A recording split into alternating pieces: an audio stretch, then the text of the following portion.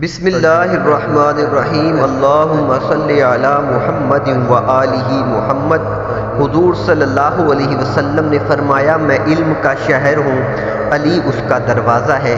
آج مولود کعبہ شیر خدا مولا علی علیہ السلام کی آمد کے موقع پر ہم آپ علیہ السلام کے فرامین سننے کی سعادت حاصل کرتے ہیں۔ آپ علیہ السلام فرماتے ہیں، سب سے اچھا عمل وہ ہے جس کو بجا لانے کے لیے تم اپنے نفس کو مجبور کر دو۔ جب جوابوں کی بھرمار ہو جاتی ہے تو درست جواب ناپید ہو جاتا ہے۔ حسد نہ کرنے سے بدن تندرست رہتا ہے۔ بے شک کچھ لوگوں نے ثواب کی رغبت میں اللہ کی عبادت کی تو یہ ہوئی تاجروں کی عبادت۔ کچھ لوگوں نے خوف کی وجہ سے اللہ کی عبادت کی سو یہ ہوئی غلامی کی عبادت، اور کچھ لوگوں نے شکر ادا کرنے کے لیے اللہ کی عبادت کی، یہ ہوئی آزاد لوگوں کی عبادت۔ بے وفاؤں سے وفا کرنا خدا کے یہاں بے وفائی ہے، اور بے وفاؤں سے بے وفائی خدا کے نزدیک وفا ہے۔ دانشوروں کا کلام جب درست ہوتا ہے تو دوا بنتا ہے، اور جب غلط ہوتا ہے تو مرض بن جاتا ہے۔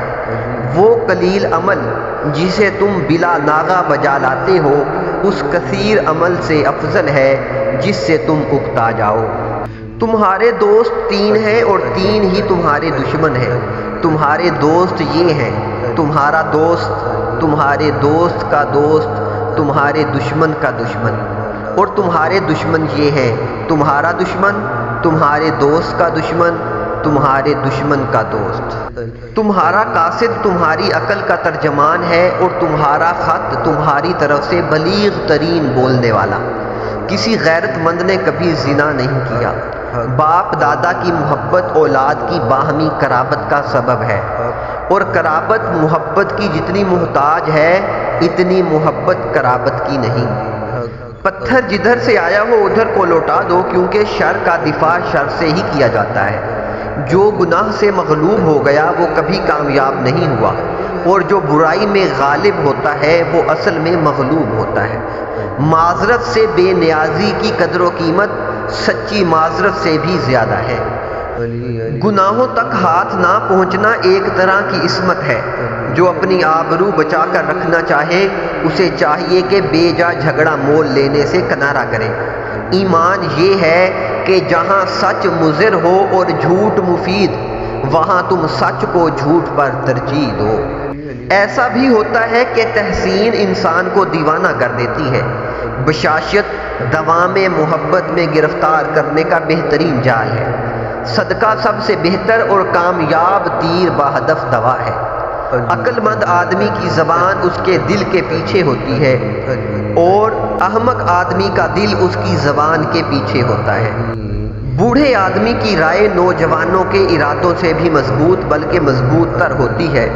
مالداری پردیس کو بھی مضبوط بنا دیتی ہے، اور فقیری وطن کو بھی پردیس بنا دیتی ہے۔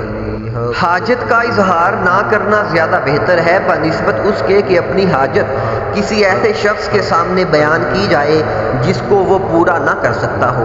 جب عقل کامل ہو جاتی ہے تو کم سختی کا پیدا ہونا یقینی امر ہے۔ حسد کا فنا ہو جانا انسان کی صحت کا پیش خیمہ ہے۔ سختی اور سخت گیری جنون کی ایک قسم ہے۔ اگر اس کا مرتکب اپنے لیے پریشان ہو جائے تو خیر، ورنہ سمجھنا چاہیے کہ اس کو جنون ہو گیا ہے جس کا زائل ہونا بہت مشکل ہے۔ انسان کی بزرگی تھوڑا بولنے اور اس کی فضیلت کثرت تحمل سے ظاہر ہوتی ہے۔ کارخانہ قدرت میں فکر کرنا بھی عبادت ہے۔ خدا کی رحمت سے نا امید ہونا بہت نقصان دہ ہے۔ انسان کی سب آرزویں پوری ہونے والی نہیں۔ جب تم امید باندھتے باندھتے دور جا پہنچو تو موت کی ناگہانی آمد کو یاد کر لو۔ مال امیدوں کو مضبوط کرتا اور موت آرزوؤں کی جڑ کاٹتی ہے۔ تنگی آرام سے اور موت حیات سے بہت قریب ہے۔ زمانے کے پل پل میں آفتیں پوشیدہ ہیں۔ دنیا مسافر خانہ ہے، مگر بدبختوں نے اسے اپنا وطن بنا رکھا ہے۔ ادب بہترین کمالات اور خیرات افضل ترین عبادات سے ہے۔ خواہش پرستی ہلاک کر دینے والا ساتھی اور بری عادت ایک زور آور دشمن ہے۔ عقل مند ہمیشہ فکر و غم میں مبتلا رہتا ہے۔ معافی نہایت اچھا انتقام ہے۔ علم بے عمل ایک آزار ہے اور عمل بغیر اخلاص بیکار ہے۔ دیدہ دانستہ غلطی قابل معافی نہیں ہوتی۔ جو شخص گناہ سے پاک اور بری ہو وہ نہایت دلیر ہوتا ہے، اور جس میں عیب ہو وہ سخت بزدل ہوتا ہے۔ حرص سے روزی نہیں بڑھتی مگر آدمی کی قدر ضرور کم ہو جاتی ہے۔ انسان جو حالت اپنے لیے پسند کرے اسی حالت میں رہتا ہے۔ جو شخص خواہ بخواہ کسی کو محتاج بناتا ہے وہ محتاج ہی رہتا ہے۔ جب تک کسی شخص کا پوری طرح حال معلوم نہ ہو اس کی نسبت بزرگی کا اعتقاد نہ رکھ۔ جب تک کسی شخص سے بات چیت نہ ہو اسے حقیر مت سمجھ۔